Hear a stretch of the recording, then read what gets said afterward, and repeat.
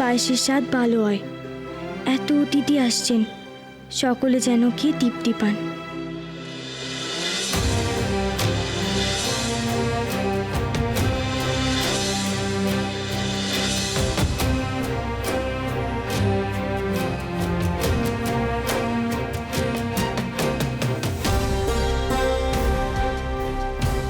ও মা, নতুন বউ, রান্না এখনো হয়নি বুঝি? এই পায়েসটুকু হলেই হয়ে যাবে মেজো দিদি। আমি দেখছি পায়েস। যাও তুমি কাপড় পাল্টে তৈরি হয়ে দাও গে।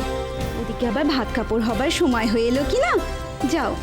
না না, ঠিক আছে, আমি করে নেব। এক্ষুনি হয়ে যাবে পায়েস রান্না। হলে আমি গিয়ে কাপড় বদলে নেব। না বাছা, দেরি হয়ে যাবে তাহলে। আত্মীয় স্বজন আবার ছিছি করবে। কালকে বরণটাও ঠিক সময় হয়নি, আর আজকে যদি ভাত কাপড়টাও না হয়, আমাদের মুখখানা কোথায় থাকে বলো তো? কিছু মনে করো নে বোন, একটু আগে তোমাকে কি না কি বলে ফেললুম। আসলে কি হয়েছে জানো তো, বরগিন্নি এমন ভাবে কথাগুলো বললো যে মনে হলো সত্যি সত্যি তুমি আশা মাত্র সব্বার ওপরে ছড়ি ঘোরাচ্ছ। যাও না, কাপড়খানা পাল্টে এসো গে। আমি দেখছি তো পায়েস, তারপর আমি নিজে হাতে তোমাকে সাজিয়ে দেবো খুন। আচ্ছা।